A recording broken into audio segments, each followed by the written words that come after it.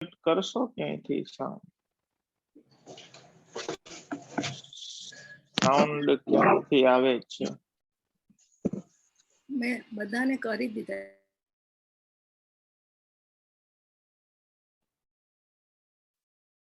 Okay, મારો અવાજ આવે છે ક્લિયર? હા જી. તો મારા વાલા, સૌપ્રથમ તો જે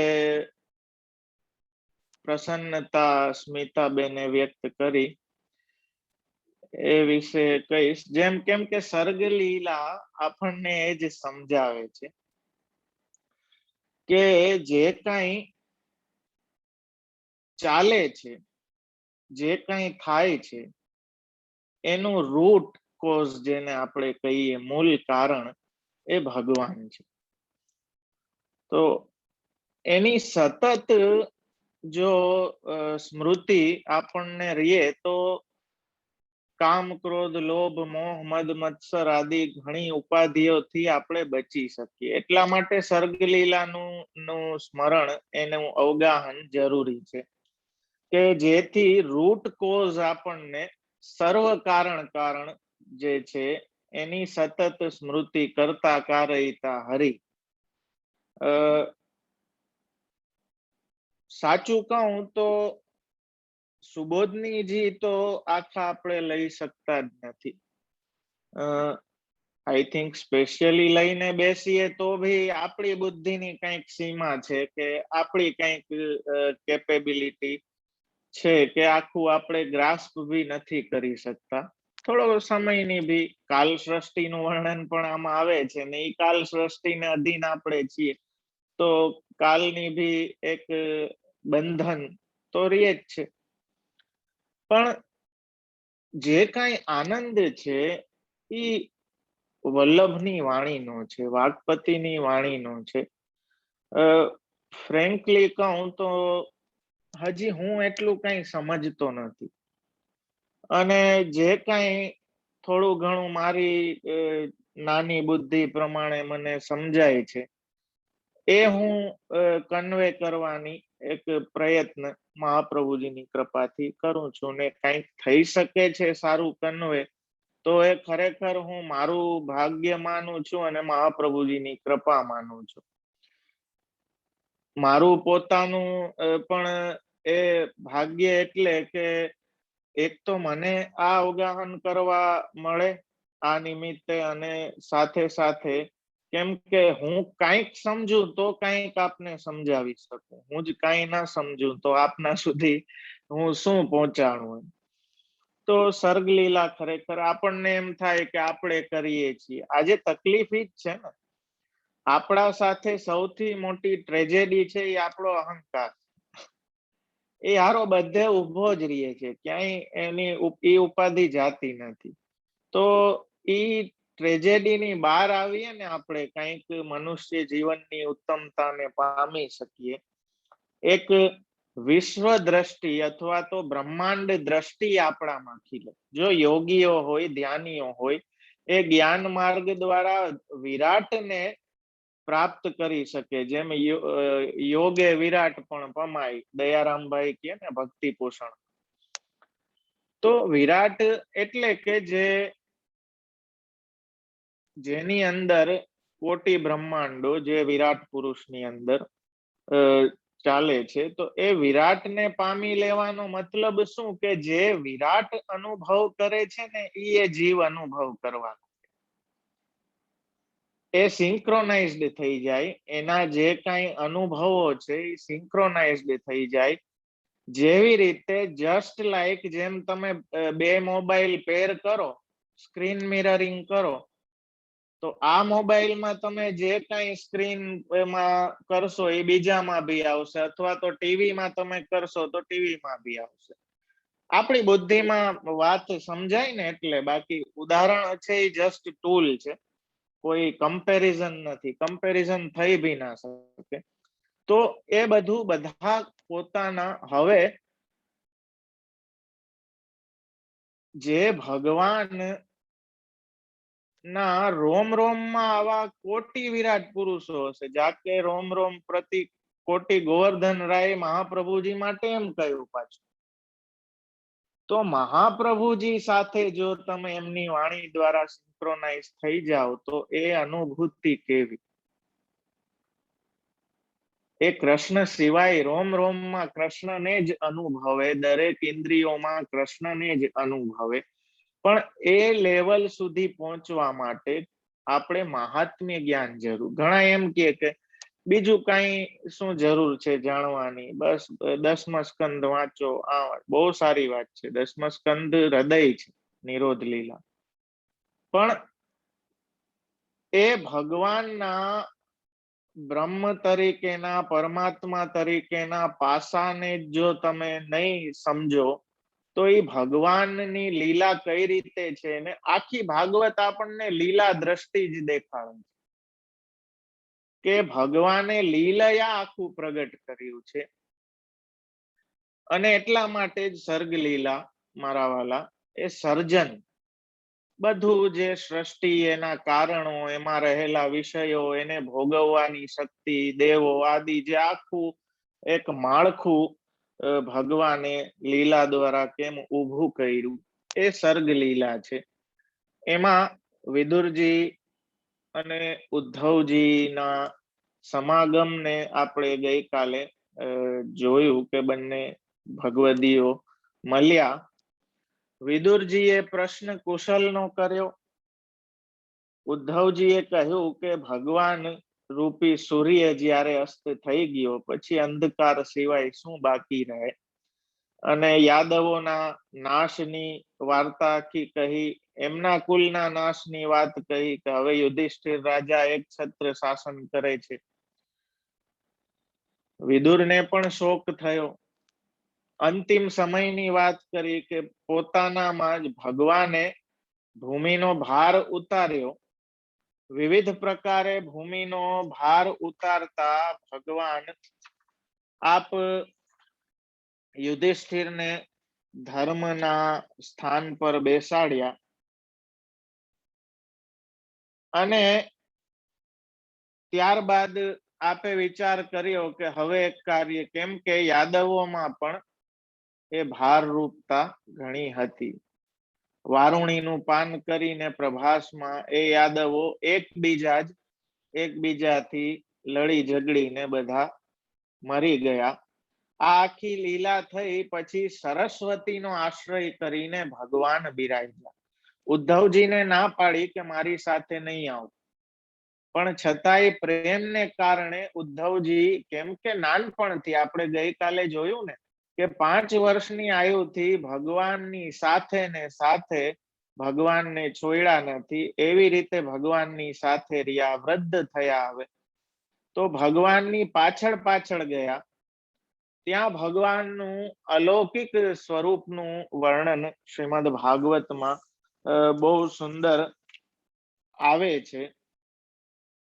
અને એવા સ્વરૂપના ઉદ્ધવજીએ દર્શન કર્યા. ત્યારે ભગવાને હાસ્ય કરતા એને કહ્યું કે તે જે મારા રૂપના દર્શન કર્યા છે એનાથી તારું કલ્યાણ થશે. અને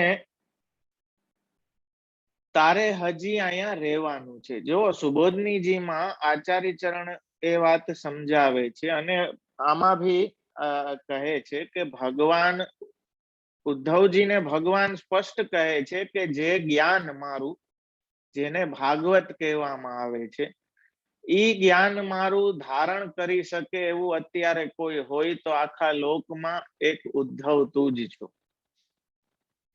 અને એ જ્ઞાન હું તને આપીશ. એ જ્ઞાન હવે દૈવ ગતિથી એ સમયે આ ભૂલોક ઉપરના છેલ્લા સમયે ભગવાનની સ્થિતિના મૈત્રેય ઋષિ પણ ત્યાં પહોંચ્યા. અને ભગવાને પ્રસન્ન થઈ અને ઉદ્ધવને જે આ જ્ઞાન આપ્યું એ મૈત્રેયને ભી આપ્યું. અને આજ્ઞા કરી કે આગળ વિદુર આવશે એને આ જ્ઞાન આપવાનું છે, એવી મૈત્રેય ઋષિને આજ્ઞા કરી.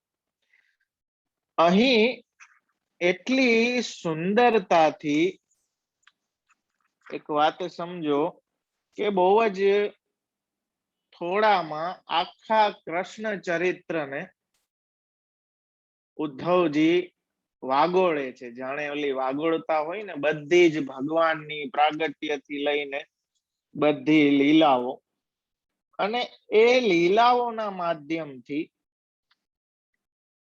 આપણને એ વિરુદ્ધ ધર્માશ્રયત્વ ભગવાનનું આપ દેખાડવા. આપ એમ કહે છે કે આ બધાથી, જો હું થોડા શ્લોક આપને ભાષાંતર વાંચીને કહું તો આપને આઈડિયા આવશે. જો કેટલું સુંદર રૂપ આપનું બતાવે છે.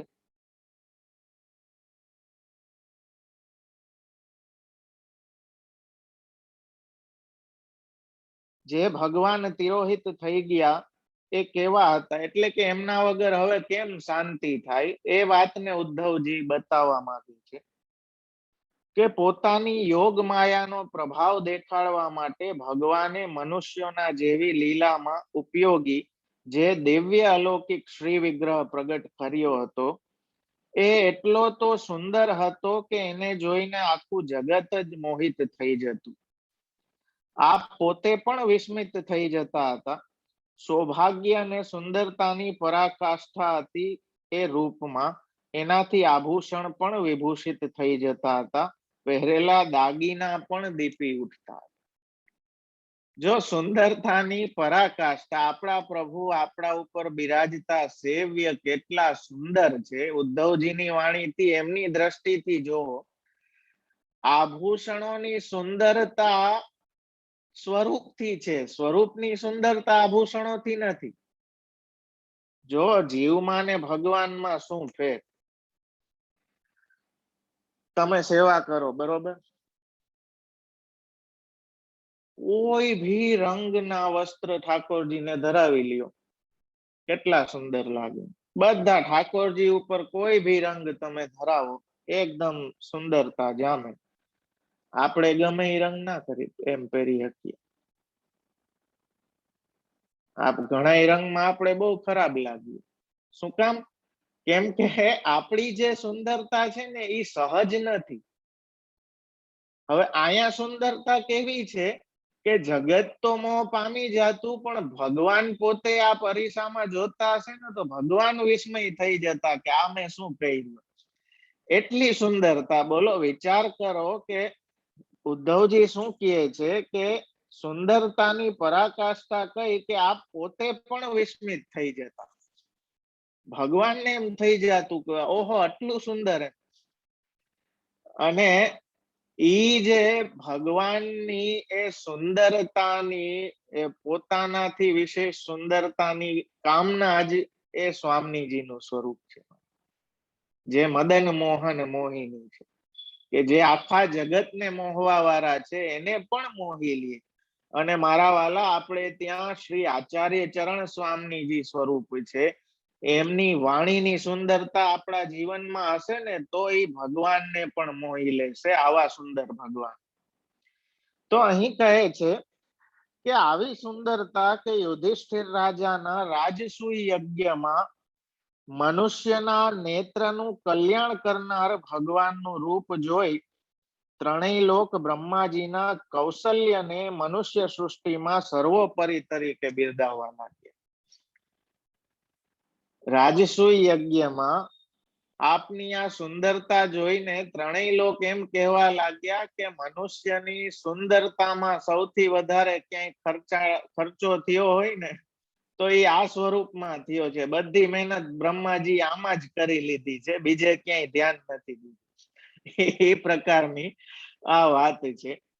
તો એવા સ્વરૂપ જ્યારે ભગવાનના શાંત રૂપોને બીજા અશાંત રૂપ પીડા કરે છે, ત્યારે એ જોઈ લોકોની ઉપર દયા હોવાથી સ્વયં અજન્મા છતાં આપ જન્મ લે છે.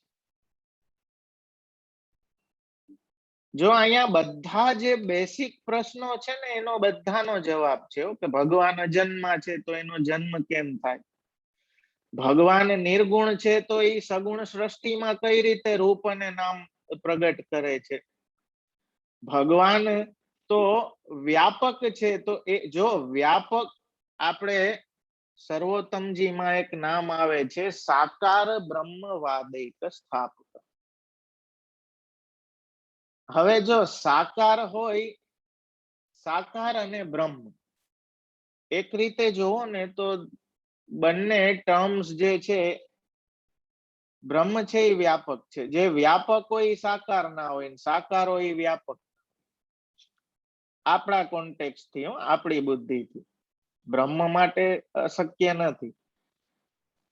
સમજો કે સાકાર એટલે આપણે, આપણો કોઈક આકાર છે, આપણું કોઈ રૂપ છે. હવે એ રૂપ કોઈ એક જગ્યાએ હોઈ શકશે, કોઈ એક સ્થાનમાં, એક દેશમાં હોઈ શકશે. જ્યારે વ્યાપકનો મતલબ શું છે? જે બધે હોય.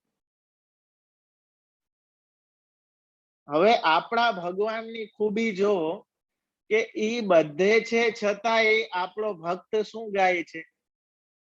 અનંત ના જઈએ પિયે રહીએ મેરે હી મહેલ. ને એ પાછો એનો જ છે, એ બધાનો હોવા છતાં એનો જ છે. તો આ જે વિરુદ્ધ ધર્મો છે એનું આશ્રય બ્રહ્મ છે. એ કેમ કે કોઈ વસ્તુ બ્રહ્મ ન કરી શકે, સર્વ સામર્થ્યવાન આપણે કેને કહીએ? કે જેના માટે કોઈ વસ્તુ ન થઈ શકે એવું કઈ છે જ. હવે તમે એમ કહો કે બ્રહ્મ નિરાકાર નિર્ગુણ જ છે, એ સાકાર ના થઈ શકે, તો એ બ્રહ્મ નથી. મહાપ્રભુજીની દ્રષ્ટિએ એ ભ્રમ છે, બ્રહ્મ નથી. એ વાત સમજો. જો બ્રહ્મ છે તો એના માટે કોઈ વસ્તુ ઇમ્પોસિબલ ના હોવી જોઈએ. એ સર્વભવન સમર્થ છે, સર્વ સામર્થ્યવાન છે, કર્તુમાં કર્તુમ અન્યથા કર્તુમ સમર્થ છે. તો એના માટે ઇમ્પોસિબલ જેવું કઈ હોઈ ના શકે. તો ભગવાન હોવા છતાંય આપ કેમ જન્મ લે છે? તો આપ કહે છે કે પોતાના જ જે શાંત રૂપો છે, શાંત એટલે દૈવી સૃષ્ટિ અથવા તો દેવો, એ જ્યારે પોતાના અશાંત રૂપોથી, જો અશાંત રૂપ હોય પોતાના જ છે હો પાછા, જે દૈત્યો છે અથવા તો અસુર સૃષ્ટિ, એ આપણે ત્યાં બીજેથી કઈ આવ્યું જ નથી. ત્યાં જો શેતાનની અને ડેવિલની ને કલ્પના છે ક્રિશ્ચનોમાં કે બીજા વાદોમાં, યહૂદીઓમાં કે, પણ આપણામાં તો ડેવિલ કયો, શેતાન કયો, અસુર દૈત્ય જે કઈ કયો છે, બધું જ એ પુરુષનો જ ભાગ છે. એટલે આપણે ત્યાં વિરાટ પુરુષના વર્ણનમાં આવે છે કે આસુરી શક્તિઓ જેટલી છે ને એ વિરાટ પુરુષના ઘૂંટણમાં છે. હવે કેટલી સુંદર, સુબોધનીજી વાંચો ને મારા વાલા, તો આ બધી લીલાઓનો ખ્યાલ આવે. આપણે જબ મેરો મોહન ચલે ગો ઘુટરુન તબ હો નિત પ્રતિ કરુંગી બધાઈ, બાલ લીલાના કીર્તનમાં ભગવાન ગોઠણીએ ચાલવા લાગે નંદાલયમાં, એ લીલાના સુબોધનીજીમાં આચાર્ય ચરણ કહે છે કે ભગવાન જ્યારે ઘૂંટણે ચાલે આપણા ઘરમાં, સમજો કે ઘૂંટણે ચાલવા લાગ્યા, તો જેટલી આસુરી શક્તિઓ છે ને એનું મર્દન થાય, એ બધી ઘસાઈ જાય. એમ સમજો કે તમારા ઘરની આસુરી શક્તિઓ, તમારા ઘરમાં સેવ્ય પ્રભુ પધાર્યા ને બાલ લીલા ચાલુ થઈ ગઈ એટલે આસુરી શક્તિઓ બધી આપોઆપ પ્રભુ જ ઘસી નાખે રીંગણ લીલા કરીને. તો મારા વાલા, એવી રીતે એવા પ્રભુ એ અશાંત રૂપોથી જ્યારે શાંત રૂપો પીડાય છે, તો આપ દયા કરીને અજન્મા હોવા છતાં પણ જન્મ લે છે. જેવી રીતે અગ્નિનો પ્રાદુર્ભાવ કાષ્ટમાં થાય છે, તેમ ભગવાન પણ મહદ અંશ વડે એટલે કે પ્રાકૃતિ પુરુષને પોતાના સ્વરૂપમાં લઈને આપ પ્રગટ થાય છે. અજન્મા હોવા છતાં વસુદેવજીના ઘરમાં જન્મ લેવાનું જે નાટક કર્યું, ત્યાંથી શત્રુના ભયથી વ્રજમાં પધારવું, અનંત વીર્ય છતાં મથુરા નગરી છોડીને ભાગી છૂટવું, આ બધી લીલા મને હચમચાવી મૂકે છે. જો ઉદ્ધવજી એ ગ્લાની કરે છે કે શું જરૂર છે ભક્તના હૃદયથી, કે આટલા સામર્થ્યવાન છે ભગવાનને આવું બધું કરવાની શું જરૂર છે? જો બહુ મીઠી સંવેદનાઓ કે આપને શું આવી જરૂર હતી નાટક કરવાની? જન્મતા જ આપ કંસને ત્યાં જ પછાડી દેત, મારી દેત, શું વાંધો હતો? પણ ત્યાંથી એનાથી બીને આપ ભાગ્યા, નાટક કર્યું ને છોડીને વ્રજમાં પધાર્યા. અનંત વીર્ય આપ છો. અનંત વીર્ય એટલે કે જેના જેવું સામર્થ્ય કોઈનું ના હોઈ શકે, છતાંય આપ મથુરા છોડીને ભાગ્યા, રણછોડ કેવાણા. તો આવું બધું જ્યારે હું જોઉં તો એ મને નથી ગમતું ભક્ત તરીકે. ઉદ્ધવજી એમ કહે છે, આ ભગવાનના ચરણ કમળની સુગંધને એકવાર સૂંઘનાર એવો કયો પુરુષ છે જે ભગવાનને ભૂલી શકે? વિદુરજીને કહે છે ઉદ્ધવજી કે ભલે આપણે સ્વરૂપ અસુરો માટે સકેલી લીધું ને અહીંથી લીલા વિસ્તારીને પધારી ગયા, પણ એકવાર જેણે રસ લીધો હોય તો એવો કોણ છે જે એને ભૂલી શકે? એ ક્યારેય ભૂલાય નહીં. રાજસૂય યજ્ઞમાં કૃષ્ણનો દ્વેષ કરીને શિશુપાલે આટલી ગારું આપી. એને કેવી સિદ્ધિ આપી? જો આ ભગવાનની વિરુદ્ધતા જુઓ. આપણે એમ કહે કે હું આટલું કરીશ ને આમ કરીશ તો ભગવાન ફળ આપી જ દેશે. ભાઈ, આપણો પ્રભુ છે ને, એના મૂડ ને સમજો. એ ક્યારે કેમ રાજી થઈ જાય, કેવી રીતે થઈ જાય, યુ નેવર નો. એનો મૂડ ક્યારે તમારા ઉપર વરસી જાય એ તો તમારા દોષથી એ રીઝી જાય કદાચ. યુ નેવર નો. આપણે જો અહીં કેટલી સુંદર વાત ઉદ્ધવજી કરે છે કે જે સાયુજ્યને પ્રાપ્ત કરવા મુનિઓ ઋષિઓ કેટલી સાધન ને કઠોર તપસ્યા ને કરીને ઓલાએ ગારું દીધી, એને દઈ દીધી. તો એ કેવી ઓલી આપની લીલા કે જે બુદ્ધિમાં સમજાતી જ નથી. એવી સિદ્ધિની તો યોગી લોકો યોગ સમાધિ વડે ઉત્કંઠા પૂર્વક ઈચ્છા કરે છે. આવા જે ભગવાન છે કે જે આવી સિદ્ધિ ઓલા ગારુ દેવા વાળાને દઈ દે, એવા ભગવાનના વિરહને કોણ સહન કરી શકે? આવા દયાલુ પ્રભુ કે જે કોઈ પણ રીતે જેનાથી સંબંધ થાય તો એનો ઉદ્ધાર જ થાય, સર્વ ભક્ત સમુદ્ધારે, એવા પ્રભુનો વિરહ કોણ સહન કરી શકે? આખું ખૂબ આખી લીલા છે. આપણે ઘણું આગળ વધવું છે એટલે હું બધા શ્લોક નથી લેતો, પણ મુખ્ય મુખ્ય અમુક એના દર્શન કરાવું છું. બાકી તો આપે પોતાએ જ વાંચવાનું છે. અહો બકીયમ સ્તન કાલકૂટમ. જે પૂતના, બકની બહેન બકી પૂતના ખરાબ ચરિત્ર વાળી હતી, અસતી હતી, એ ભગવાનને મારવાની મુરાદથી આવી. એણે પોતાના સ્તનમાં રહેલું ઝેર એ ભગવાનને પાયું, છતાં ભગવાને એને માતા જેવી ગતિ આપી. કારણ કે કઈ નહીં તો એની આકૃતિ અને ક્રિયા તો માતા જેવી હતી. જો સુરદાસજી ગાય છે ને, દેખો દેખો હરિજુ કો એક સ્વભાવ, રાય જીતની સેવા કો ફલ, માનત મેરુ સમાન. એવા પ્રભુ કે જે ઝેર પીવડાવા, સ્તન કાલકૂટમ, કાલકૂટ નામનું ઝેર સ્તનો ઉપર લગાડીને ભગવાનને મારવાના હેતુથી જે આવી હતી, એને આપે માતાની ગતિ આપી. શું કામ? તો કહે છે કે એની ક્રિયા અને વેશ તો માતા જેવો હતો ને, એની આકૃતિ અને ક્રિયા તો માતા જેવી હતી.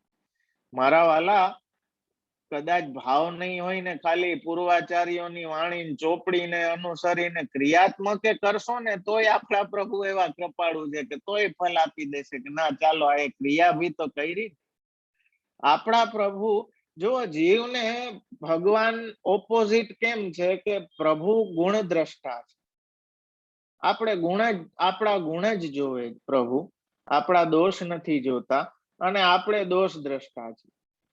આપણે આપણા ગુણ જોઈએ, પણ આપણી ભૂલના લીધે કે આપણા કર્મોના લીધે આપણે કઈ ભોગવવાનું આવે તો દોષ કોના જોઈએ? આના લીધે થયું, ઓના લીધે થયું, આટલું કર્યું તોય ભગવાને સામું જોયું નહીં. લોટરી લાગે ને કઈક મેડલ મળે ને સારું થાય ત્યારે એમ કેમ વિચાર આવે કે ભગવાને મારા જારે કેમ આમ કર્યું, બીજાને કેમ લોટરી ના લગાડી, મને જ કેમ લગાડી, બીજાને કેમ સંપત્તિ ના આપી, મને જ કેમ આપી, ત્યારે એવો વિચાર નથી આવતો. તો આપણે દોષ દ્રષ્ટા છીએ.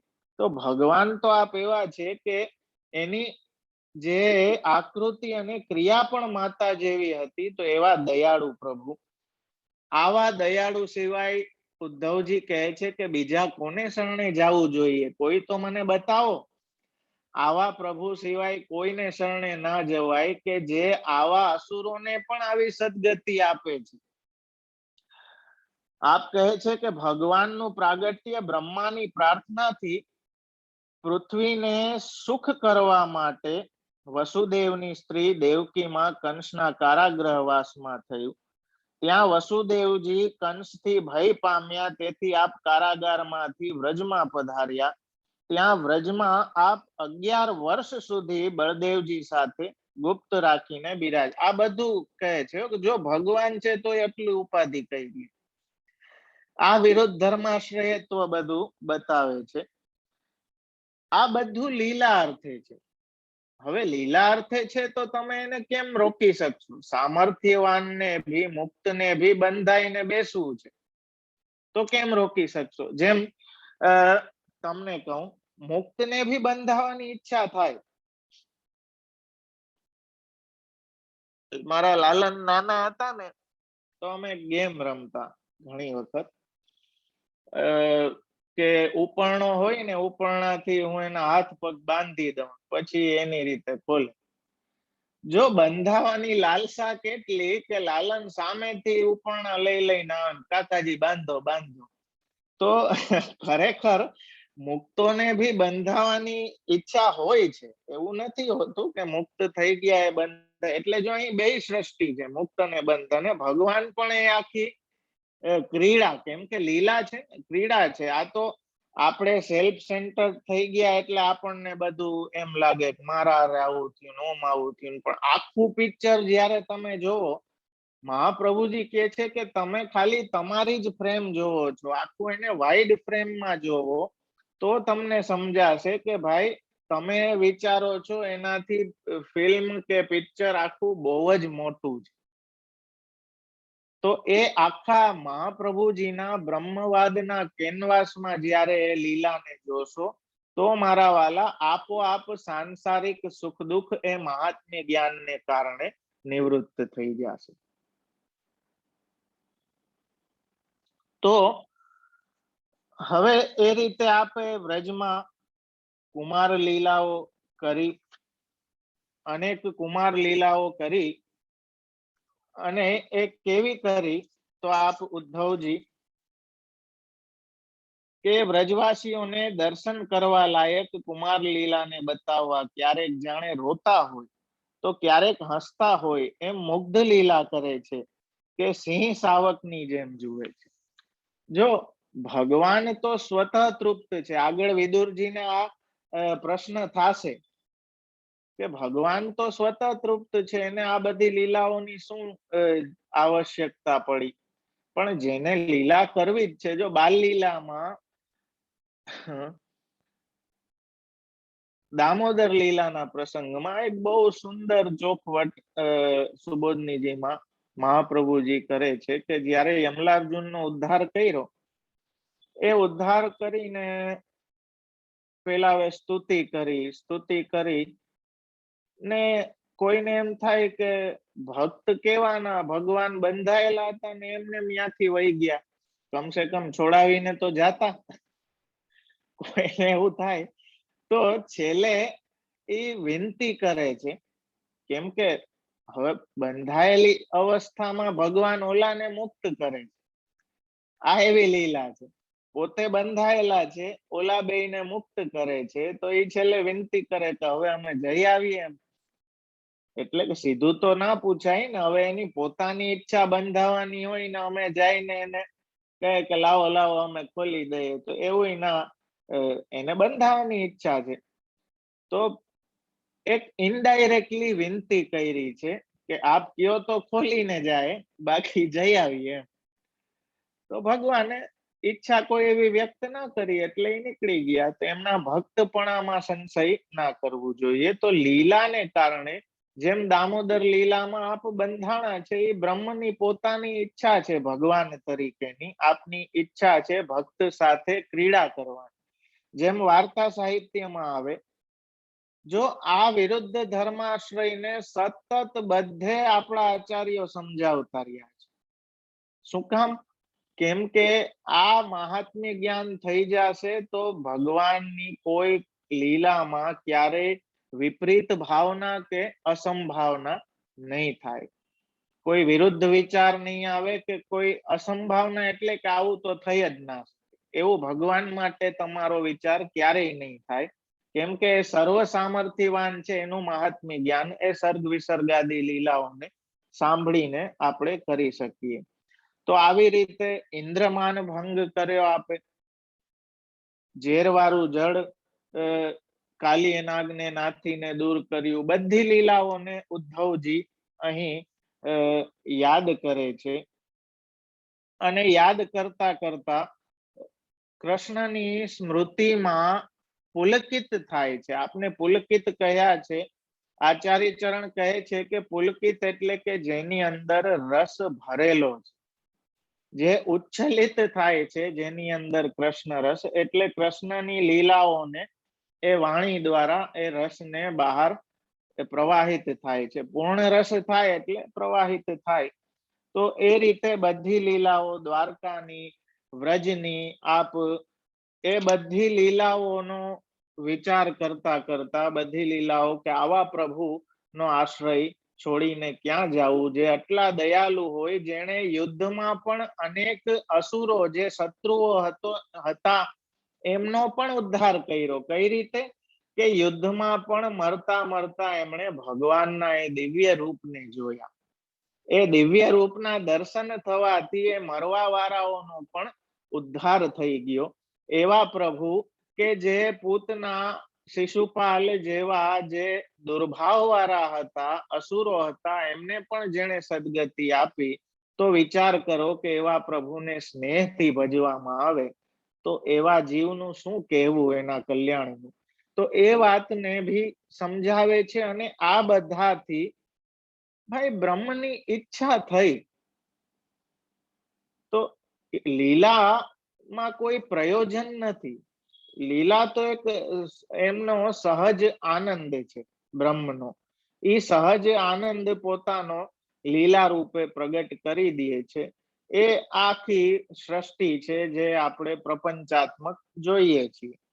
તકલીફ ક્યાં આવે છે કે જ્યારે આપણે સેલ્ફ સેન્ટર્ડ થઈ જઈએ કે આ બધું મારા માટે. સર્ગ લીલા સમજે તો શું સમજે કે આ સર્ગ આખું ભગવાનની ક્રીડા માટે છે, ભગવાન માટે છે, ભગવાન માંથી છે અને ભગવાન માટે છે. આટલી વસ્તુ સમજાઈ જાય ને મારા વાલા તો બેડો પાર થઈ જાય. ઓલી સેલ્ફ સેન્ટર્ડ આપણી માનસિકતા છે ને એના કારણે જ આપણે દુખી છીએ કે ફલનો અનુભવ નથી કરી શકતા. હવે જોવો એનો મોટામાં મોટું ઉદાહરણ શું કે ટેરરિસ્ટ હુમલો એ ખરાબ જ છે. ટેરરિસ્ટ હુમલો થઈ જાય કે કઈ બહુ મોટા પ્રમાણમાં મનુષ્યો મરી જાય, કોરોનામાં જેમ થયું મરી જાય, તો આપણે ખૂબ જ દુઃખ પ્રગટ કરીએ.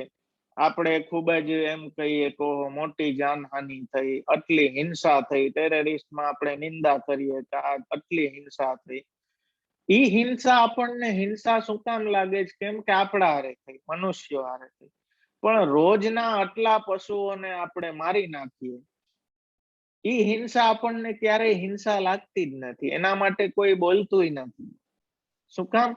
કેમ કે વી આર સેલ્ફ સેન્ટર્ડ. આપણે એમ સમજીએ છીએ કે આ પ્રકૃતિ, આ પૃથ્વી બધું આપણા માટે જ છે. અને એના કારણે જ બધી ઉપાધિઓ આપણી ઊભી થાય છે. પણ સર્ગ લીલાથી એ સમજવાનું છે કે આ ભક્તિ આપણને એ સમજાવે છે કે આ સૃષ્ટિ, એમાંય ખાસ કરીને ગુણાતીત સૃષ્ટિ અથવા તો પુષ્ટિ સૃષ્ટિ આપણે કહીએ કે પ્રભુએ પોતાની કાયાથી, આ સર્ગ જ છે ને, ક્રિએશન. તો કોઈ ભી ક્રિએશન કરવામાં ઘણું બધું લાગે, તો એ બ્રહ્મમાંથી જ આવ્યું છે. જેમ મેં કહ્યું ને, આપણે ત્યાં કોઈ અલગ બીજા તત્વની એવી કોઈ કલ્પના નથી કે શૈતાન છે, કે ચાહે અસુર કયો, દૈત્ય કયો, દેવ કયો, દાનવ કયો, બધું જ બ્રહ્મમાંથી જ પ્રગટ થયું છે. એ સર્ગ લીલા છે. હવે આટલું કહીને ઉદ્ધવજી જવા લાગ્યા એટલે વિદુરજીએ રોક્યા કે ઉભા રહ્યો, ભગવાને તો તમને કહ્યું તું મને જ્ઞાન આપવાનું, તો તમે તો એ આપ્યા વગર જાઓ છો. ત્યારે ઉદ્ધવજીએ કહ્યું કે ભગવાને મૈત્રેય ઋષિને એ આજ્ઞા કરી છે કે એ તમને એ જ્ઞાન આપશે. તો મૈત્રેય ઋષિ પાસે તમે જાઓ અને એમને ભગવાનની આજ્ઞા પ્રાપ્ત છે, એટલે એમની પાસે જઈને તમે એ જ્ઞાનને પ્રાપ્ત કરો.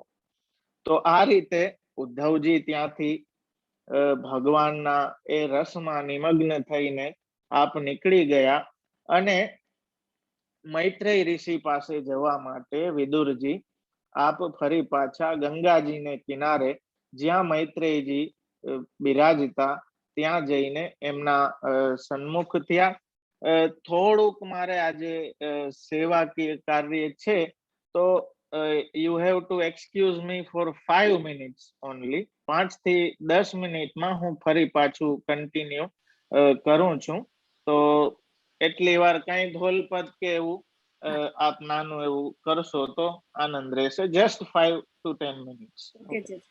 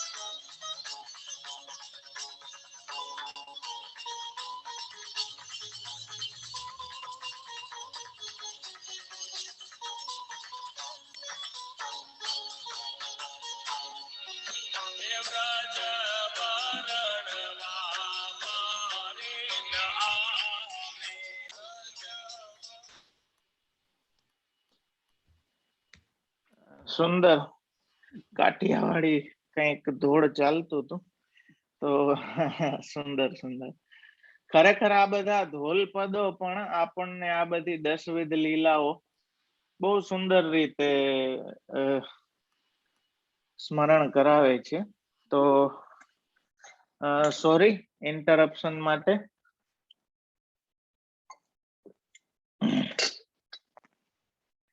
તો મારા વાલા,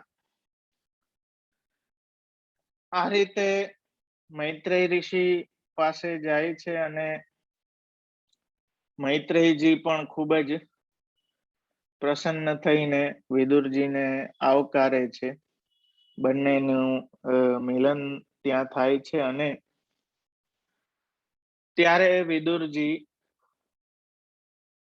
હવે પ્રશ્નો એમને પૂછે છે અને વિનંતી કરે છે કે આપને તો ભગવાનની આજ્ઞા છે અને આપ મને આખો ક્રમ સૃષ્ટિનો દેખાડો. જે મારા પ્રશ્નો છે એનું જ્ઞાન મને ભગવદ આજ્ઞા પ્રમાણે આપો. મુખ્ય હંમેશા હું કહું છું કે આપણી વૃત્તિઓ જ્યાં લાગેલી હોય છે ને, આપણા પ્રશ્નો ભી એને રિલેટેડ જ હોય. અહીં આ ભક્તોની ભગવદીઓની વૃત્તિ પૂર્ણપણે કૃષ્ણમાં લાગેલી છે, એટલે એમના પ્રશ્નો પણ અલૌકિક છે અને એ પ્રશ્નોના કારણે આ બધાની કૃપા આપણા ઉપર એટલી બધી છે કે આમની કૃપાથી આ આપણને રસ પ્રાપ્ત થાય છે, કેમ કે આમણે પ્રશ્નો કર્યા. તો પ્રશ્નો ભી એ ભી શીખવાની વસ્તુ છે. પ્રશ્નો કેમ કરવા, કયા કરવા, કેવી રીતે કરવા. હવે એક બહુ સુંદર વાત વિદુરજી મૈત્રેય ઋષિને કહે છે, એક રીતે પૂછે છે કે સુખાય કર્માણી કરોતિ લોકો નતે સુખમન્ય દુપારમવા. લોકો જે કઈ કરે છે એ સુખ માટે કરે છે. જેટલા ભી કર્મ કરે છે એ સુખ મળે અને દુઃખનો નાશ થાય, પણ એવું થતું નથી. ઉલટાનું કર્મો કરવાથી એ વધારે દુઃખને પ્રાપ્ત કરે છે. તો આ વિષયમાં જે કરવા યોગ્ય હોય એ ભગવાન આપ અમને કહો. અહીં ફરી જો ભગવાન કહ્યા, ભગવાન એટલે કે આપ ભગવત સંબંધી છો, તેથી આપ જે કહેશો એ 100% દુઃખને દૂર કરવા વાળું હશે. શું કામ હશે એ આગળ આપને જનશ્ય જનાર્દન કહે છે એટલે એનાથી બતાવશે. તો જેટલા લોકો સુખ માટે ઉદ્યમ કરે છે, આચાર્ય ચરણ કહે છે કે લોકમાં સુખ બે પ્રકારનું હોય. એક તો સુખ અને બીજું દુઃખનો અભાવ. કેમ કે દુઃખનો અભાવ કારણરૂપ છે ને, દુઃખ ના હોય એટલે સુખ હોય. તો આપણે ભી સતત એના માટે તો પ્રયત્નશીલ હોય છીએ. કોઈ ભી કર્મ આપણે કરીએ, સુખાય કર્માણી કરોતિ લોકા, જેમ વિદુરજી કહે છે, સુખ માટે કરે. પણ હવે જે કાંઈ કરે છે અહીં એ બધું અંતે તો દુઃખ કરાવનારું જ હોય છે. ઘણી વખત સુખનું સાધન જ દુઃખ કરાવનારું હોય. સાધન હોવાનું જ્ઞાન તો દુઃખ કરાવનારું હોય. તો એવા લૌકિકમાં જેમ કોઈ સુખને પ્રાપ્ત કરવા માટે તમે ફરવા જાઓ, ક્યાંક તમે ફરવા જાઓ તો તૈયારી કેટલી કરવી પડે, એ એનું સાધન છે. એ સુખ પ્રાપ્ત કરવા માટે તમે એટલું સાધન કરો, એમાં દુઃખે ઘણું થાય. ઘણી વખત દુઃખે થાય એમાં ઘણું બધું. તો આવા લગભગ તમે સુખ પ્રાપ્તિના કોઈ ભી સાધન લૌકિકમાં જુઓ, એમાં દુઃખ તો જોડાયેલું જ છે. પણ સુબોધનીજીમાં આપ કહે છે કે એવું સાધન કહો કે જેમાં સાધન પણ સુખરૂપ હોય અને વ્યક્તિ પોતાના અર્થરૂપે સુખને પ્રાપ્ત કરી શકે. વિદુરજી એવું પૂછે છે. આનાથી કે સાધન સુખનો ક્યાંક ક્યાંક આભાસ છે, થોડું ઘણું મળે ખરી, પણ ટકતું નથી. તો એ સુખ સ્થિર થાય એવું કંઈક સાધન આપ અમને કહો. કેમ કે આપ કહેવાને યોગ્ય છો. ખરેખર દેવના લીધે કૃષ્ણથી જે વિમુખ અધર્મ કરવાના સ્વભાવ વાળા ઘણા દુઃખી જનો છે, તેના ઉપર અનુગ્રહ કરવા જનાર્દનના ભાગ્યવાન જીવો આ લોકમાં ફરે છે. આપના જેવા ભગવદીઓ આ લોકમાં કેમ ફરે છે એનું કારણ બતાવે છે કે જનસ્ય કૃષ્ણાદ વિમુખસ્ય દેવાદ ધર્મશીલસ્ય સુદુઃખિતસ્ય અનુગ્રહાય ચરંતિ નૂનમ ભૂતાની ભવ્યાની જનાર્દનસ્ય. સુબોધનીજીમાં કહે છે કે અનુગ્રહ કરવાને માટે ભગવાને જ આજ્ઞા આપી છે ફરવાની. એ આજ્ઞા સામાન્ય આજ્ઞા અને ખાસ આજ્ઞા. સામાન્ય આજ્ઞા એટલે બધાને આ ઉપદેશ દેજો, અને ખાસ આજ્ઞા એટલે કોઈ વ્યક્તિ વિશેષ કે જીવ વિશેષ માટે કીધું હોય કે આને આ ઉપદેશ આપજો. એના માટે જ ભગવદીઓ આપ ફરે છે આવા દુઃખી જનો ઉપર. કેવા દુઃખી જનો ઉપર? તો કહે છે કે જે સ્વભાવથી જ દુષ્ટ કર્મ કરવા વાળા છે, કે જે સ્વભાવથી અધર્મમાં રત છે, એવા જે સ્વભાવ વાળા જીવો, જીવા સ્વભાવ હતો દુષ્ટા, જે કહ્યું ને, એ દુઃખી જીવો ઉપર કૃપા કરવા માટે જનાર્દનના ભાગ્યવાન જીવો લોકમાં ફરે છે. એમનું કોઈ ભગવદીઓનું ફરવાનું કોઈ સ્વાર્થનું પ્રયોજન નથી હોતું. મારા વાલા, સ્વાર્થી એ ભગવદી નહીં. એની લોક દ્રષ્ટિ, જેમ મેં કહ્યું ને, એનો સેલ્ફ સેન્ટર્ડ નજરિયો ના હોય ભગવદીયનો ક્યારે. જેમ ભગવાન એક લોક દ્રષ્ટિ, વિશ્વ દ્રષ્ટિ આપણામાં ખીલે ને, એ આ સર્ગ લીલાથી ખીલે હો મારા વાલા. તો એમનામાં ક્યારેય સ્વાર્થ જેવા ગુણો ઉત્પન્ન થતા જ નથી. એ ભગવદીઓ હવે કેવા છે કે જે ભૂતાની, જે જન્મેલા છે, એ એમના સંબંધમાં આવતા એમને પોતાના સમાન ભાગ્ય રૂપ કરી દે છે. ભગવદીઓ નું મહાત્મ્ય કેવું કહ્યું જનાર્દન જો. અહીં એક વાત બહુ સુંદર કહે છે કે જન્મ લેવો જ દોષ રૂપ છે. કેમ કે દોષ કર્યા એટલે જન્મ મળ્યો. સુબોધનીજી માં કહે છે જનાર્દન એટલે કે જનાયા અર્દન, જે એ દુઃખ નું કારણ છે ને એને જ કાપી નાખે, એટલે કે પાછો જન્મ જ ના થાય. એવા જે સંઘના જનો છે એ આ ભગવદીઓ છે, એ જનાર્દનના સેવકો. તો એવા સેવકો શું કરે છે કે એ એના દોષને તો કાપી દે છે, પણ એને પોતાની સમાન ભાગ્યવાન કરે છે. જે રસમાં એ પોતે નિમગ્ન છે, એ રસ આપનારા એવા આ જનાર્દનના જનો છે. અને દુઃખી જીવો કેવા છે કે જે સ્વભાવથી જ અધર્મ જેને ગમે છે, સ્વભાવથી જ જેની અધર્મમાં રુચિ છે, એવા જીવો. તો આ રીતે અનેક પ્રશ્નો વિદુરજી મૈત્રેય ઋષિને પૂછે છે.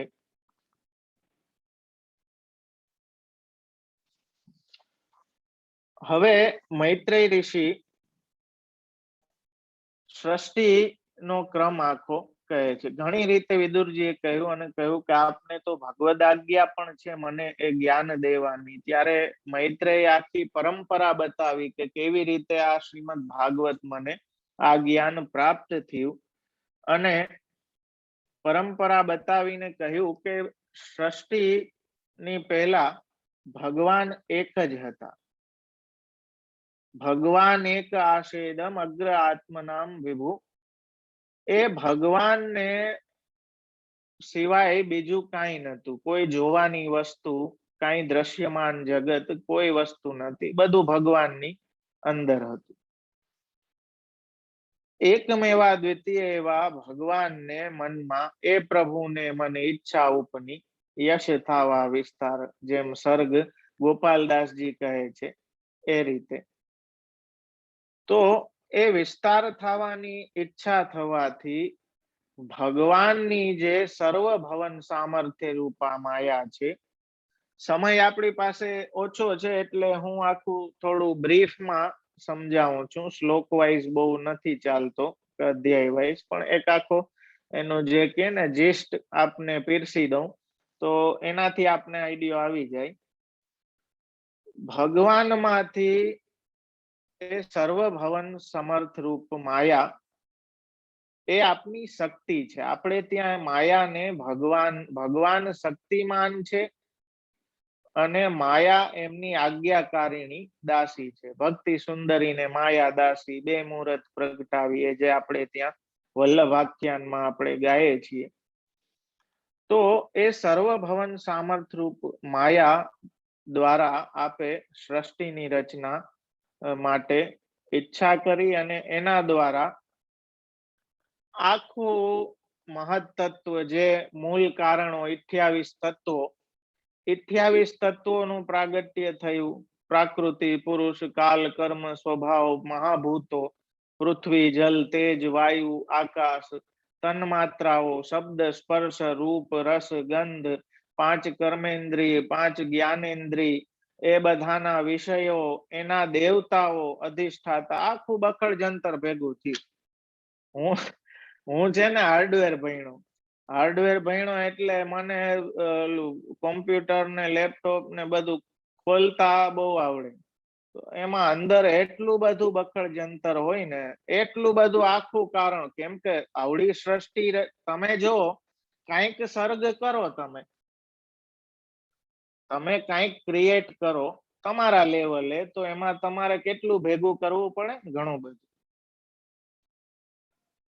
પિકનિક જ જાય તો એ એક પ્રકારનો સર્ગ જ છે ને આપણો. તો આપણે કેટલી એમાં વ્યવસ્થાઓને કરવી પડે. તો ભગવાન આટલું આખું ઊભું કરે તો એમાં આખું મેનેજમેન્ટ જોઈએ, બધી આટલી બધી વ્યવસ્થાઓ. આપણે આંખ દીધી છે તો જોવાનું કંઈક હોવું જોઈએ, કાન દીધા છે તો કંઈક સાંભળવાનું હોવું જોઈએ, જીભ દીધી છે તો કંઈક વાણી ભી હોવી જોઈએ, કંઈક ગ્રહણ કરવાનો રસ ભી હોવો જોઈએ, ત્વચા દીધી છે તો કંઈક સ્પર્શ ભી હોવો જોઈએ. તો તેમાં આખું વર્ણને ને જેમ મેં કહ્યું ને કે આપણે ત્યાં એને હિરણ્યમય એ જે પુરુષ છે એ આટલા 1000 વર્ષ સુધી એ ગર્ભમાં જેમ બાળક રહે એવી રીતે 1000 વર્ષ સુધી આંડકોશ, ભાગવતમાં શબ્દ આંડકોશ આવે છે. અને પછી એમાં તાપ વધ્યો અને તાપ વધીને ધડાકો થયો. આપણે એ જ કહે છીએ, જે બિગ બેંગ થિયરી કહે છે એ જ વાત. બ્રહ્મ ઘણી રીતે સૃષ્ટિ કરે.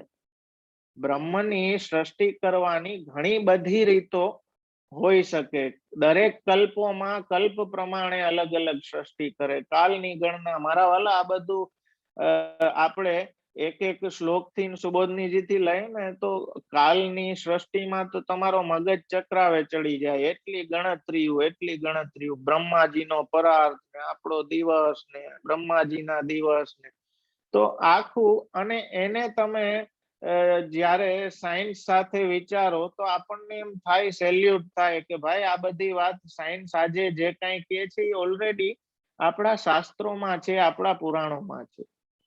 બ્રહ્મની જે સૃષ્ટિની બ્યુટી છે એ આમાં બતાવવામાં આવી. તો બધા કારણો પેલા ઉત્પન્ન થયા. મૂળ 28 તત્વો જે આપણે ત્યાં કહેવામાં આવે છે, પંચ તન્માત્રા, પંચ મહાભૂત, 5 જ્ઞાનેન્દ્રિય, 5 કર્મેન્દ્રિયો, અહંકાર, મહત્તત્વ, પ્રકૃતિ, પુરુષ, કાલ, કર્મ, સ્વભાવ, આ બધા તત્વો પ્રગટ થયા. એના દેવતાઓ પ્રગટ થયા. હવે બધું પ્રગટ થઈ ગયું, પણ બધા ભેગા થઈને આ મૈત્રેય ઋષિ જે કઈ વર્ણન કરે છે ને એને હું મારા શબ્દોમાં બ્રીફમાં મારા વાલા આપને કહું છું.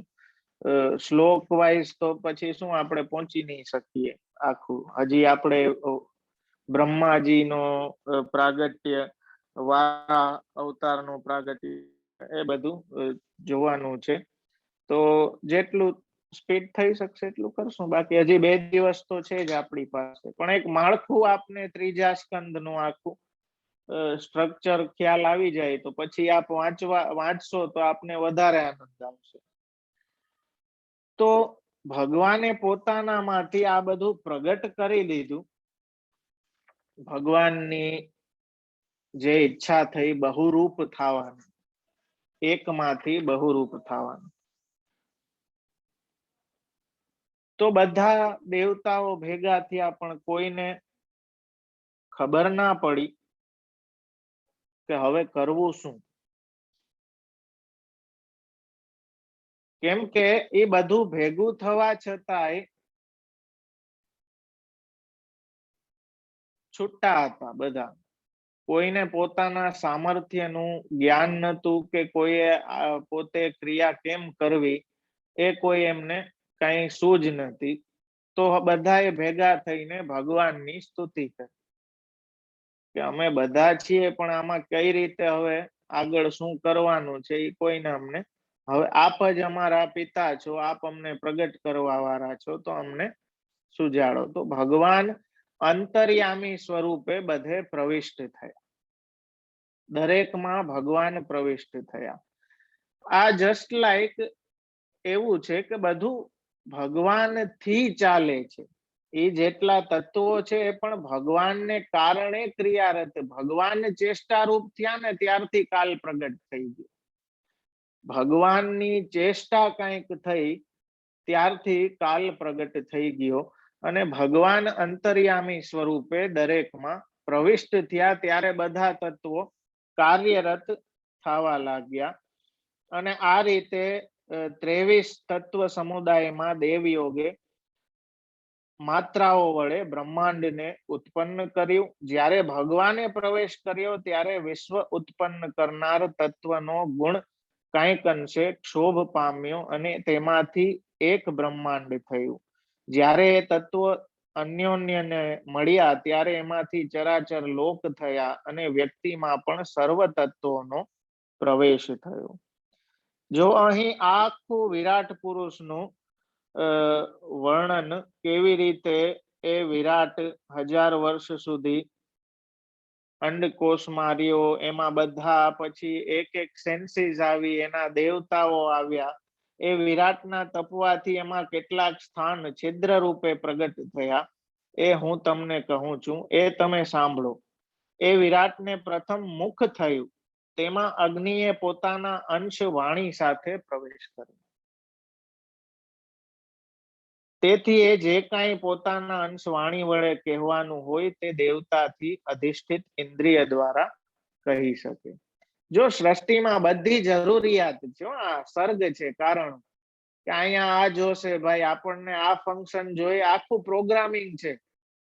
સોફ્ટવેરની ભાષામાં કહો તો ભાઈ આ કી દબાવે તો આ ફંક્શન થવું જોઈએ, આ કી દબાવે તો આ ફંક્શન. તો એના અધિષ્ઠાતા દેવતા છે ને એ પ્રોગ્રામિંગ છે. તો ત્યાં એના અગ્નિ વાણી સ્થાપિત કરી, તાળવું નીકળ્યું, તેમાં વરુણે દેવતા રૂપે પ્રવેશ કર્યો. જીભ વડે એ રસના જ્ઞાનને સંપાદન કરે છે. વિષ્ણુનો પ્રવેશ થતા 2 નાસિકા દેખાય, તેમાં અશ્વિની કુમારો દેવતા થયા. ઘ્રાણ ઇન્દ્રિય વડે ગંધનું જ્ઞાન થાય છે. એને 2 આંખો નીકળી, તેમાં સૂર્ય દેવ તરીકે પ્રવેશ્યા. સૂર્ય ના હોય તો આપણે કઈ જોઈ ના શકીએ. અધિષ્ઠાતા છે, પ્રકાશ છે એ અધિષ્ઠાતા છે. એ નેત્રમાં પ્રવેશ થયા. જો સાયન્સ પણ આની પાછળનું જોવું, પ્રકાશ વગર તમારી આંખો હશે તો એ શું કામની? કાંઈ દ્રશ્યમાન છે, કોઈ દેખાય એવી વસ્તુ છે, એ પ્રકાશ હશે તો દેખાશે ને, બાકી ભલે ને આંખ હોય તો શું કામ? તો સૂર્ય એના અધિષ્ઠાતા રૂપે આ વિરાટ પુરુષનું આખું વર્ણન કરવામાં આવે છે. ચર્મ ઇન્દ્રિય થઈ, તેમાં લોકને પાવન કરનાર વાયુએ દેવ તરીકે પ્રવેશ કર્યો. પ્રાણ ઇન્દ્રિય વડે એ સારી પેઠે સ્પર્શનો અનુભવ કરી શકે. ચામડી જે છે ચર્મ ઇન્દ્રિય, એમાં વાયુએ પ્રવેશ કર્યો. તો સ્પર્શ આ તન્માત્રાઓ છે, સાથે સાથે કે એની અનુભૂતિ થાય. એની અનુભૂતિ ના થવી એટલે કંઈક ગડબડ છે, આપણે કઈ ખોટું પડી ગયું. તો તો એવી રીતે છે મારા વાલા. એવી જ રીતે ઔષધિ નામની ના દેવતાએ ત્વક ઇન્દ્રિયમાં પ્રવેશ કર્યો. આ રીતે દરેક ઇન્દ્રિયો પુરુષને સત્વ ઉત્પન્ન થયું, તેમાં મહાન દેવ થયા, ચિત્ત ઇન્દ્રિય વડે ચેતનને પામવા લાગ્યા. આ વિરાટ પુરુષના મસ્તકથી સ્વર્ગલોક, પગથી પૃથ્વી ઉત્પન્ન થઈ, નાભિથી આકાશ થયું. એમાં ગુણની વૃત્તિઓ તથા દેવો વગેરે પ્રતીત થાય છે. આ રીતે મારા વાલા આપણે આખું મોડેલ છે, એક વિરાટ મોડેલ છે. આપણે બધા મિનિએચર્સ છીએ, આપણે બધા એના મિની મોડેલ્સ છીએ. એક વાત સમજજો, એક થિયરી એવી બી છે કે આપણી અંદર પણ એક આખું મિનિએચર યુનિવર્સ કામ કરે છે. હોઈ શકે બ્રહ્મની સૃષ્ટિમાં કાંઈ બી હોઈ શકે, યુ નેવર નો. તો આખું આ વિરાટ જે મોડેલ બતાવવામાં આવે છે ને, એ જીવનું મિનિએચર છે, જીવ એનું મિનિએચર છે. તો આપણે સાંભળી શકીએ, આપણે જો જીવ આ ક્રીડા એની આખી છે, એમાં દરેક પ્રાણી છે, એકલા આપણે નથી. આપણે આપણા જ વેન્ટેજ પોઈન્ટ થી બધું જોઈએ છીએ ને, આપણા જ અહંકાર થી બધું જોઈએ છીએ ને, એટલે ઉપાધિ થાય. કાલે મેં કહ્યું ને કે ખરેખર હું તમે કોને કયો, એક્ઝેક્ટલી પિન પોઈન્ટ હું કોણ, આખું બખડ જંતર છે મારા વાલા. કમ્પ્યુટર ખોલીને આખું કમ્પ્યુટરને તમે પૂછો કે કમ્પ્યુટર એમ કાલે બોલવા માંડે આપણી જેમ કે આઈ એમ કમ્પ્યુટર, તો વોટ ઇઝ કમ્પ્યુટર? એ ખોખું છે એ કોમ્પ્યુટર છે, હાર્ડ ડ્રાઈવ છે એ કોમ્પ્યુટર છે, મધરબોર્ડ છે એ છે, કે એમાં આવતા જે કેબલ્સ છે એ છે, કે એનું સોફ્ટવેર કમ્પ્યુટર છે, કે શું કમ્પ્યુટર છે? એ પિન પોઈન્ટ નહીં કરી શકે. આખું જે એનું બખડ જંતર ભેગું થયેલું છે ને, એ કોમ્પ્યુટર છે. એમાં ચેતના, જો પુરુષ છે ને એ શુદ્ધ ચેતના છે. પ્રકૃતિને પુરુષ જે અહીં વર્ણન કરવામાં આવે, પુરુષ છે એ શુદ્ધ ચેતના છે. હવે એ ચેતના શુદ્ધ જ્યારે બીજા આખા બખડ જંતરને હું સમજવા લાગે ને, ત્યારે ઉપાધિ થાય. આખો ખેલ સમજો તમે. વીજળી શું છે? વીજળીનું કોઈ રૂપ ખરું? એને કમ્પ્યુટરમાં તમે પ્રવાહિત કરો તો એ આ રીતે બધી એપ્લિકેશનના રૂપમાં ખુલી જાય. બલ્બ જોડો તો પ્રકાશ બની જાય, સ્પીકરમાં જોડો તો અવાજ બની જાય. તો ખરેખર હું કોણ છે એ વિચાર કરો. આ દેહ હું છું. આપણે વ્યવહારમાં એમ કહે કે આ હું અક્ષય, તો અક્ષય કોણ? આ દેહ હું, કે આત્મા હું, કે આ ઇન્દ્રિય હું? તમે પિન પોઈન્ટ ક્યાંય નહીં કરી શકો. આખું એટલું બખડ જંતર છે ને કે એને સમજવું. એટલે વિદુરજીને હજી એ પ્રશ્નો રહી ગયા. વિદુરજીએ કહ્યું કે નહીં, જે નિર્ગુણ બ્રહ્મ છે એ કઈ રીતે સગુણ આ સંસારમાં રૂપ નામથી બધા એના જ રૂપો છે, તો એ દુઃખ કેમ પામે છે, કે એ કૃપણ કેમ થાય છે? કૃપણ એટલે કે દીન થવું. ભગવાન સર્વ સામર્થ્યવાન હોવા છતાં એ કૃપણ કેમ થાય છે? એવા અનેક પ્રશ્નો. તો સુખદેવજી મૈત્રેય ઋષિ કહે છે કે સેયમ ભગવતો માયા, આ તો ભગવાનની માયા છે. કે એ સગુણ, જેવી રીતે તમે સમજો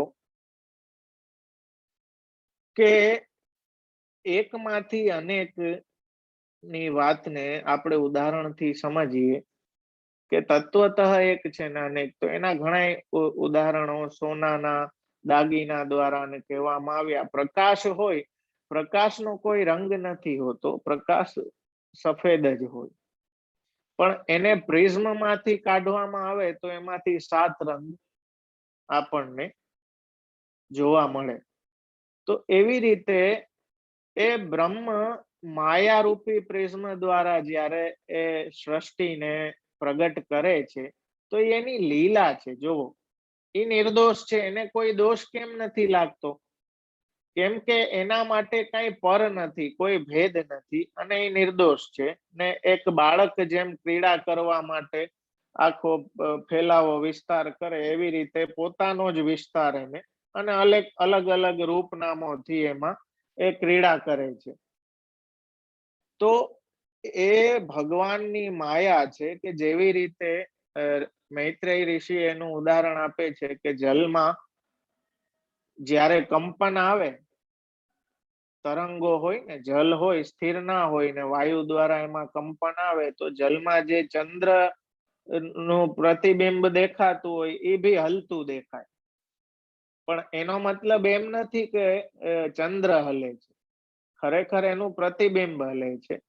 તો એનાથી એ સમજાવવા માંગે છે કે એવી ઘણી વસ્તુ છે કે જેને તમે જો એક રીતે જે આપણી બુદ્ધિથી યતો વાચો નિવર્તન્તે, એ ભગવાનને વાણીથી બુદ્ધિથી આપણે માપી શકતા નથી. એક હકીકત છે.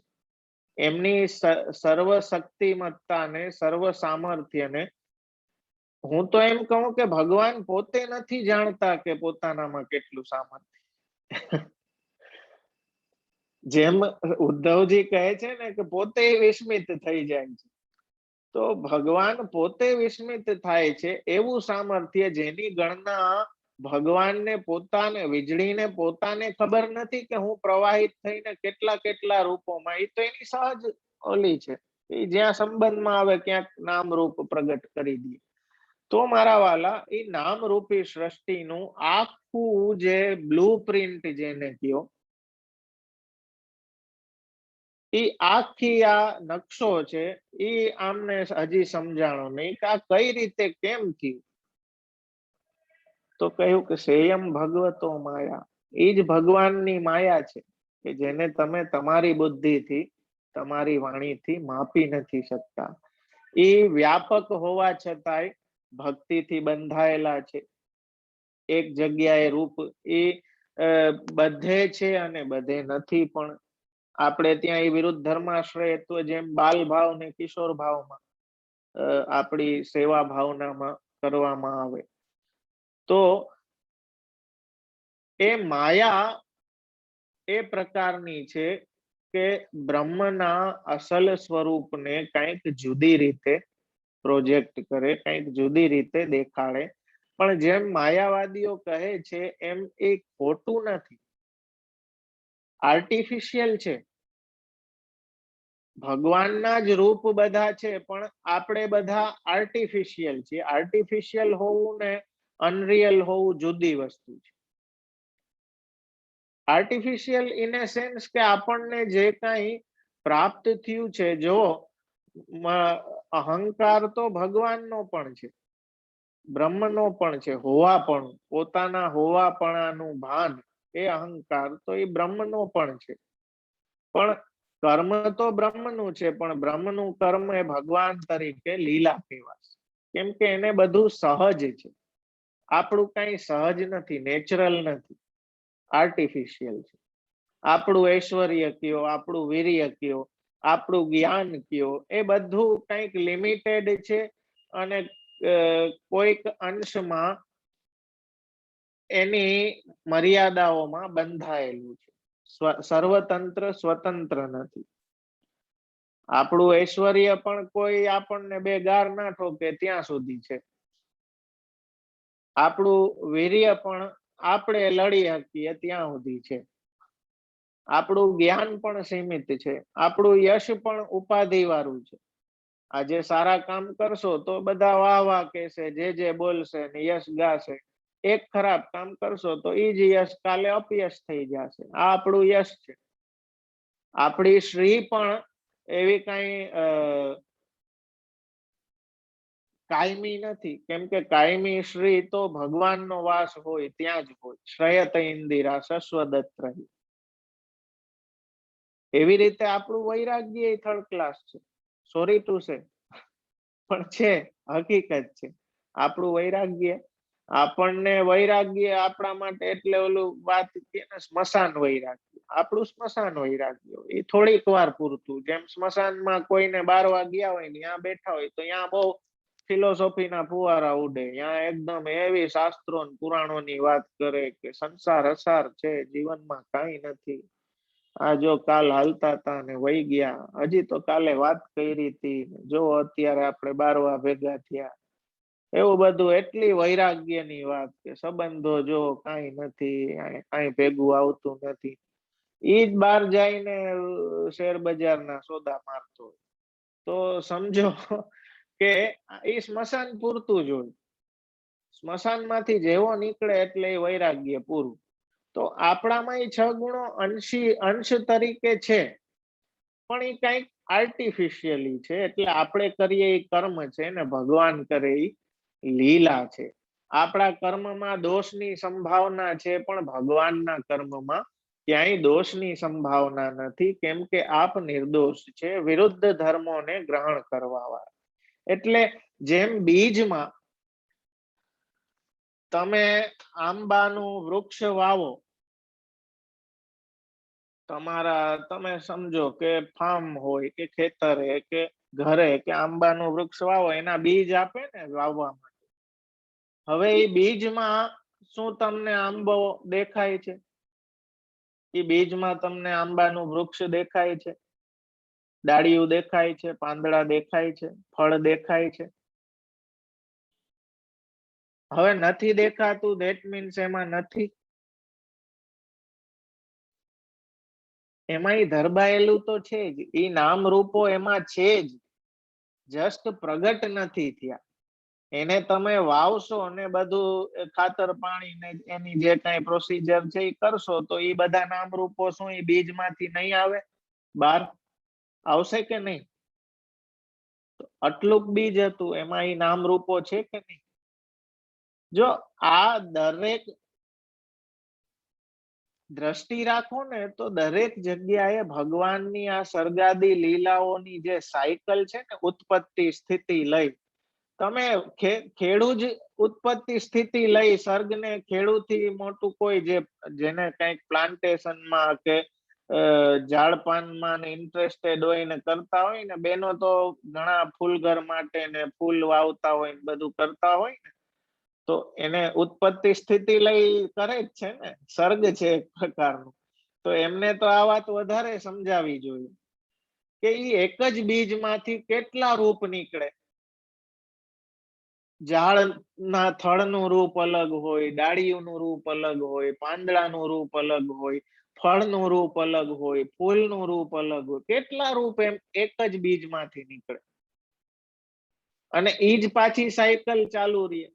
એમાંથી ફળ થાય, ફળમાંથી બીજ નીકળે, એ પાછું વાવો, એમાંથી પાછું ઝાડ થાય, પાછું ફળ થાય, પાછું બીજ નીકળે, છે ને બધું. એ નામ રૂપો આખા કનેક્ટેડ છે. એ આખી સાયકલ જે સૃષ્ટિની ચાલતી જાય છે ને મારા વાલા, એ બ્રહ્મની ક્રીડા છે. અને પ્રલય કાળમાં એ બધું બ્રહ્મમાં પાછું, જેમ બધું બીજમાં નામ રૂપો હોય, એવી રીતે બીજમાં નામ રૂપો પાછા સમાઈ જાય. તો બ્રહ્માજીના પ્રાગટ્યની કથા આવે છે. ભગવાનમાં આ બધી પ્રકારના વિરુદ્ધ ધર્મો હોય, એ માયાને લીધે એ પ્રાકૃત ભાષે છે, કે માયાને લીધે આવી લીલાઓ. કેમ કે જો માયાને ખરાબ જ ચિતરવામાં આવી, એવું નથી. લીલામાં ઉપયોગી બી છે માયા. આપણે ત્યાં આધિદૈવિકી માયા પણ શબ્દ પ્રયોગ કરવામાં આવે છે. એ આધિદૈવિક એ તો દાસી છે, ભગવાન આજ્ઞા કરે એ રીતે એ કરે.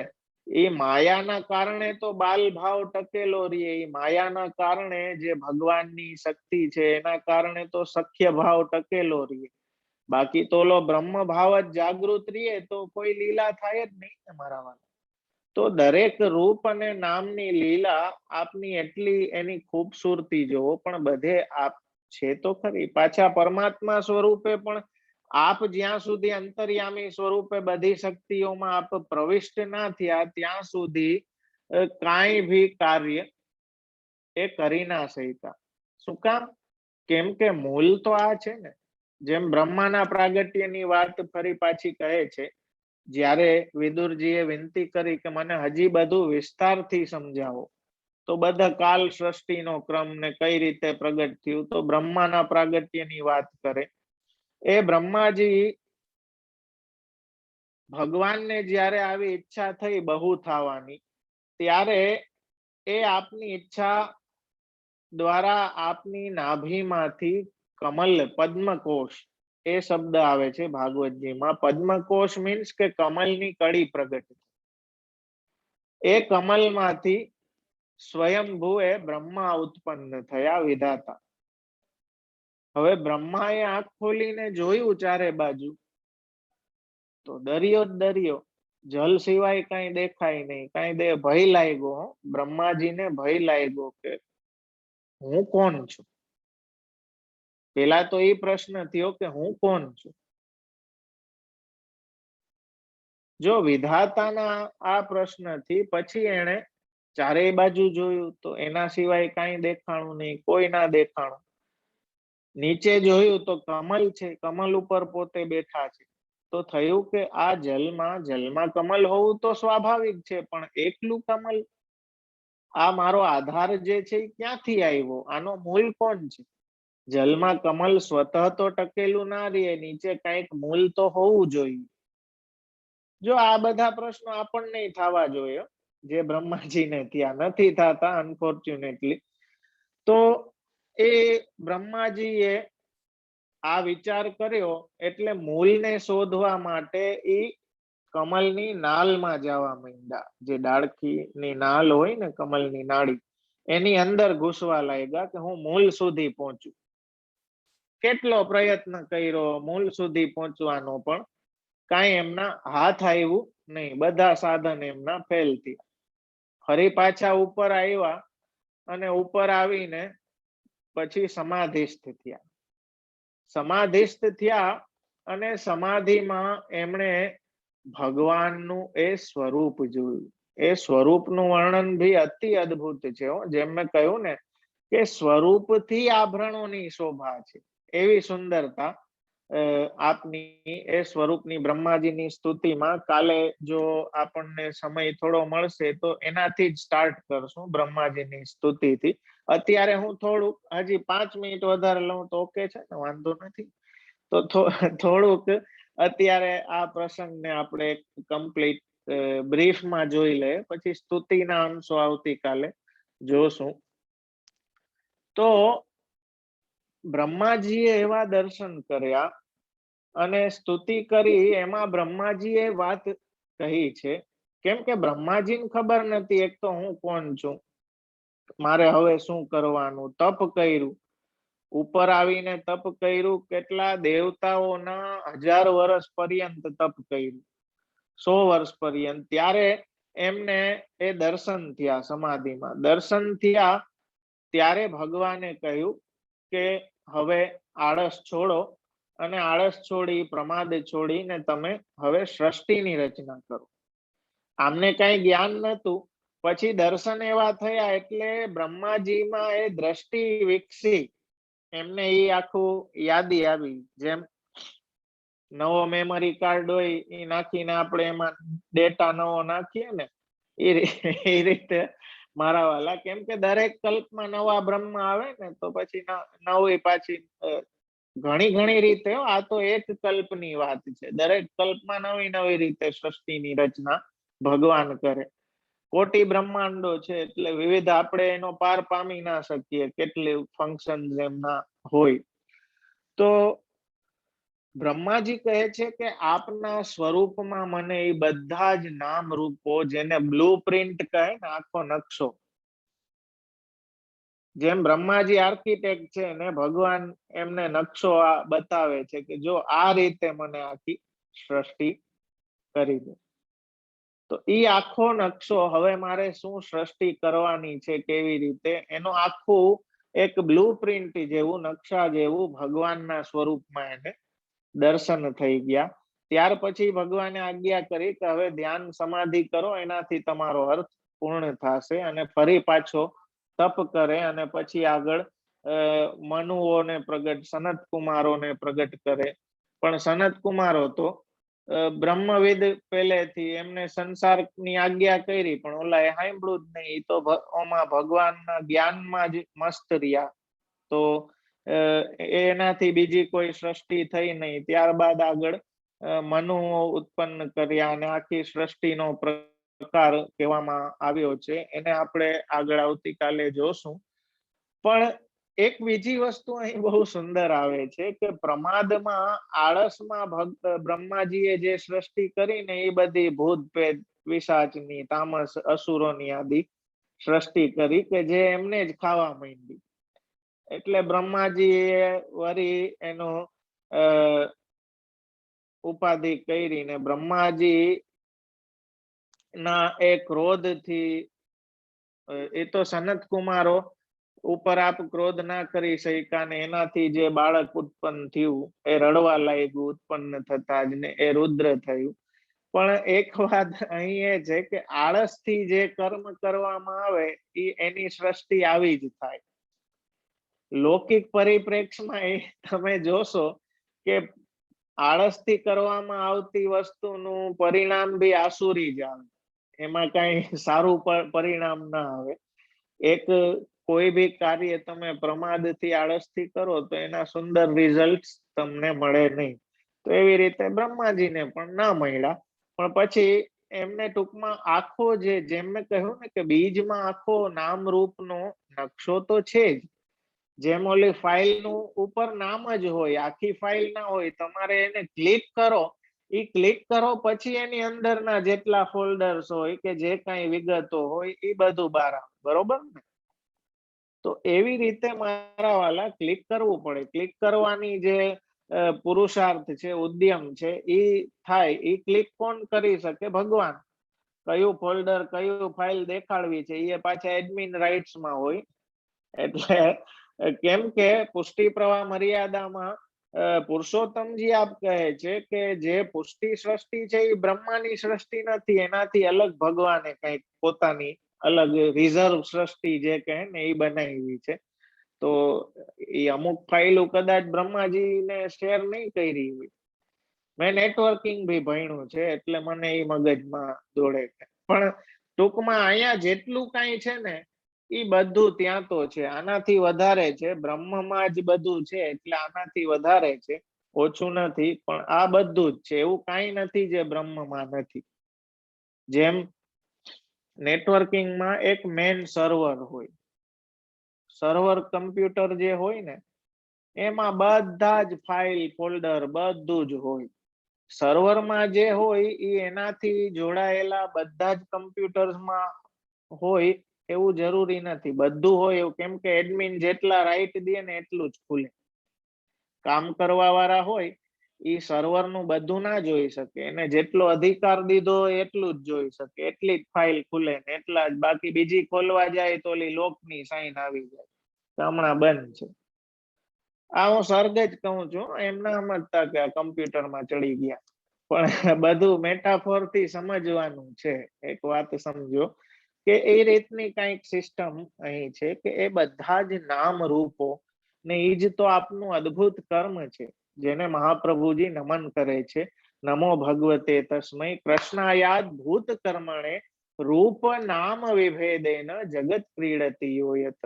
જેમ કહે ને બ્રહ્મ લટકા કરે બ્રહ્મ પાસે, તો જગતનું નિમિત્ત અને ઉપાદાન કારણ એ ભગવાન જ છે. એ વાતને આ સર્ગ લીલા બતાવે છે.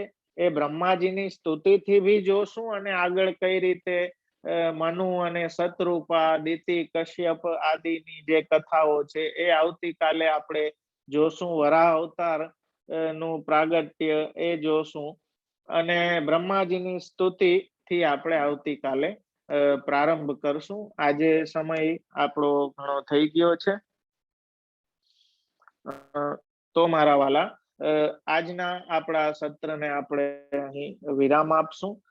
આખું તો આપણે આઈ થિંક આમાં તો એક એક સ્કંદ એક એક અધ્યાય આખું જીવન આપણું નીકળી જાય એટલું બધું છે. એટલે આ સત્રોમાં એવું ના સમજતા ને એવું મારું સામર્થ્ય બી નથી ઓનેસ્ટલી કે આખો સ્કંદ તમને 4 દિવસમાં કે અમુક સમય મર્યાદામાં પીરસી દઉં. પણ જેટલું મારાથી લઈ શકાય ધાયરું ધણીનું થાય આપણે ત્યાં કહે. એટલે પ્રભુને જેટલો અધિકાર આપણને પ્રાપ્ત કરાવ્યો હશે એટલું આપણે આમાંથી ઉપર એક ઓલું ઈગલ આઈ વ્યૂ લઈ લેશું. પણ આનો ફલ તો ત્યારે જ, આ હું ઘણી એટલે કહું છું કે આનું ફલ ત્યારે છે મારા વાલા, કે જ્યારે આપ નિત્યમાં આ ભાગવતનું સેવન કરતા જાઓ, ફલ ત્યારે છે. અને રાહ નહીં જોવો, કાકા મામા ફઈ ફુવા કોઈના મરવાની રાહ નહીં જોવો, ચાલુ કરી દો, જીવતે જ ચાલુ કરી દો. કોક જાય પછી ભાગવત બેહે ને જાય ને સાંભળી, ઘરે નિત્ય કરો, નિત્ય ભાગવત છે આપણે ત્યાં, સાથે રાખો મારા વાલા. તો બસ એ જ ભાવના સાથે આશ્રયનું પદગાન કરીએ અને આજના ક્રમને આપણે વિરામ આપશું. દ્રઢઈન ચરણ કેરો ભરોસો, દ્રઢઈન ચરણ કેરો, શ્રી વલ્લભ નખ ચંદ્ર છટા બિન, સબ જગ માજ અંધેરો ભરોસો, દ્રઢઈન ચરણ કેરો, साधन और नहीं या कली में, जासु होत निवेदो, सूर कहा कहे द्विविधयांधरो, बिना मोल को चेरो भरोसो, દ્રઢઈન ચરણ કે, દ્રઢઈન ચરણ કેરો ભરોસો, દ્રઢઈન ચરણ કે. શ્રી વલ્લભાધીશ કી જય, श्री गोपीनाथ प्रभु चरण प्यारे की जय, श्री गोसाई जी परम दयाल की जय. सर्वे वाला वैष्णव ने खूब खूब જે બહુ સુંદર આપશ્રી આજે સમજાય. આપશ્રીની કાલ પણ અમે આતુરતાથી રાહ જોઈશું. અને બહુ આવી રીતના જે આપશ્રી, મને તો શબ્દ જ નથી આપશ્રીના અનુભવજીના, ને આખું લાઈક એક આપ મળ્યા નથી પણ એટલું આમ લાગે છે કે આપ બહુ વર્ષોથી મળ્યા છે આપણે લોકો, ફીલ થાય છે. બસ અમે આતુરતાથી આપ યુએસએ આવો અને વિઝા લઈ આવો છે અને બિરાજો નેક્સ્ટ યર ભૂલી જાય એટલે. બધા આપણે અહીંયા આગળ બધા મનોરથ સુંદર કરીએ, આપ બિરાજો છે ફેમિલી સાથે. હા જય જય, ધન્યવાદ, પ્રણામ. અને આપ આવતીકાલે મળીએ. હા હા, વૈષ્ણવને ખોલું કે આપ શ્રી કહો તો? હા હા, દંડવત પ્રણામ. જે જે આપના ચરણોમાં દંડવત પ્રણામ.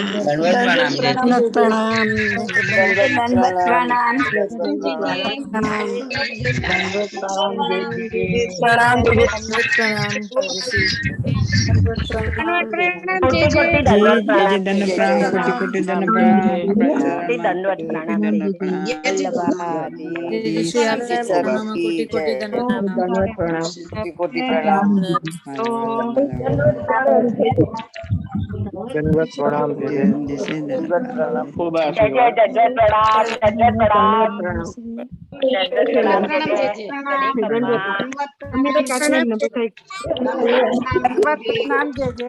ઇન્ડિયા થી માણસો બેઠા. ધન્યવાદ, પ્રણામ.